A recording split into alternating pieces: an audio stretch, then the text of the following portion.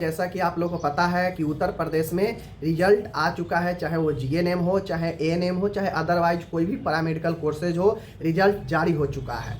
सितंबर में जो exam conduct करवाया गया था। अब बहुत लोगों को एक मन में सवाल है, मेरा बैक लग गया, जो कि यूपी में आम बात है, बहुत ज़्यादा बैक लगता है वहाँ पे।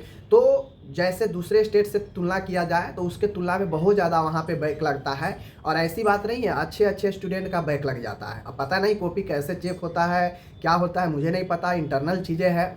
तो ये मैं नहीं कह सकता हूँ कि बहुत ख़राब ही कॉपी चेक होता है, लेकिन इतना भी बैक लगना कहीं से न कहीं से एक स्टूडेंट के तौर पर ये ठीक बात नहीं होता है, ठीक है ना। क्योंकि हर कोई चाहता है एक बार एग्ज़ाम दूं और बाहर निकल जाऊं, आगे चले जाऊं, बीच में फंसूं नहीं। लेकिन बैक लगने के बाद थोड़ा सा डिमोटिवेट आदमी हो जाता है, ठीक है ना। लेकिन अगर बैक लग चुका है तो उसका क्या सोल्यूशन है और इस सोल्यूशन का आपके करियर पर क्या इफेक्ट पड़ता है, ये मैं बताऊँगा। साथ में आपके पास क्या ऑप्शन है, पहला ऑप्शन बैक लगने के बाद क्या कर सकते हैं, सारा कुछ डिटेल्स बताऊँगा।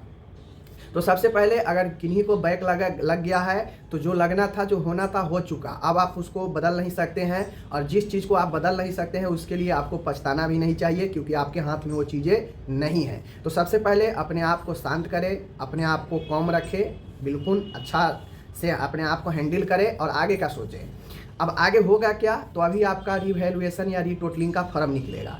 वो जिस भी सब्जेक्ट में आपको बैक लगा है, आप चाहते हैं इसमें मेरा रीटोटलिंग हो, रिवैल्यूएशन हो, तो आप उसमें करा सकते हैं। शायद पर सब्जेक्ट 1000 शायद रुपया लगता है रिवैल्यूएशन कराने का, तो आप करवा सकते हैं। अगर उसमें कहीं पे मार्किंग नहीं दिया गया हो, कम नंबर दिया गया हो, तो आप उस पर ये कर सकते हैं। आप जो है, आपको जो भी सोल्यूशन होगा मिल जाएगा।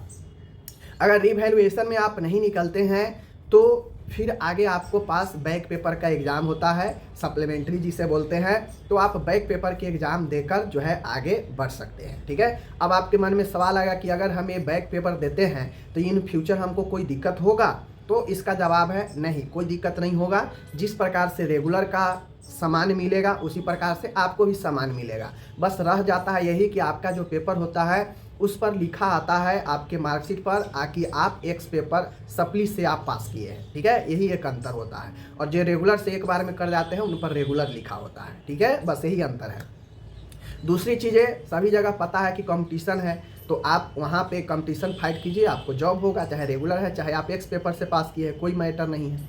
दूसरी बात यहाँ पे ये बनता है कि किन्हीं को ग्रेस मार्क मिल जाता है, ठीक है, इन्हीं को ग्रेस मार्क मिल जाता है। तो ग्रेस मार्क से +4 नंबर, +3 नंबर, +5 नंबर, अगर कोई ग्रेस मार्किंग से पास है, प्लस करके उनको पर आया है स्टार मार्क करके, तो क्या उनको फ्यूचर में कोई दिक्कत हो जाएगा उससे?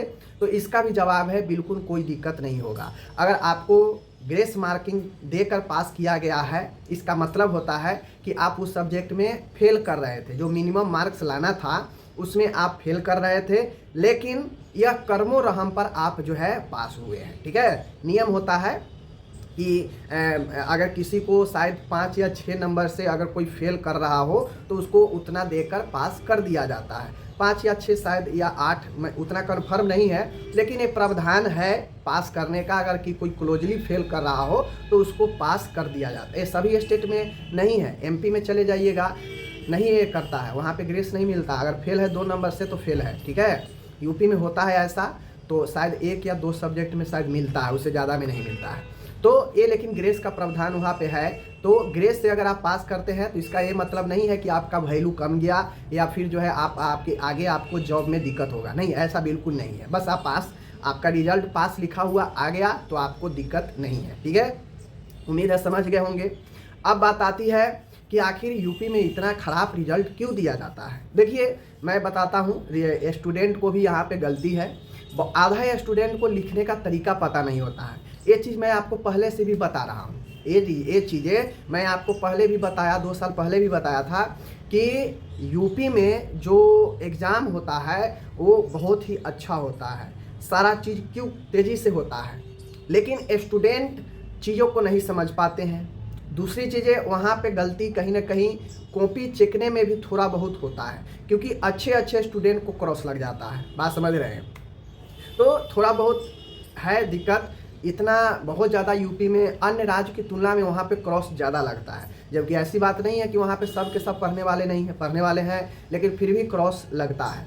अब इस चीज़ को सुधार ले अगर यूपी में, तो हमें नहीं लगता है कि यूपी में और कोई कमियां हैं, क्योंकि समय पर टाइम मैनेजमेंट बढ़िया है, रिजल्ट समय पर दे देता है, कोर्स सही समय पर करा देता है, हर एक चीज़ टाइम टू टाइम होता है। बस एक रिजल्ट का डर वहाँ के स्टूडेंट के मन में बहुत रहता है, क्योंकि बैक बहुत लगता है, ठीक है ना। एक कॉलेज में 5-5, 6-6, 10-10 का बैक लग जाता है। 40-45 में अगर 5-6 का बैक लग रहा है तो बहुत होता है, डर जाता है स्टूडेंट। तो ये चीज़ पर अगर कमांड हो जाए, वहाँ पे सुधर जाए, तो अदरवाइज मुझे नहीं लगता है कि किसी चीज़ में सुधारने की ज़रूरत है। यूपी में सारा चीज़ अच्छे से होता है वहाँ पे। बाकी जो ऑप्शन था मैंने आपको बता दिया। जिनको बैक लग गया घबराना नहीं है, आप बैक से एक्स पेपर देकर आप पास करके आप आगे बढ़ सकते हैं, कोई दिक्कत नहीं है। उससे पहले आप रिवैल्यूएशन करवा सकते हैं, जिसका फॉर्म जल्द आएगा तो मैं आप लोग को बताऊंगा, ठीक है।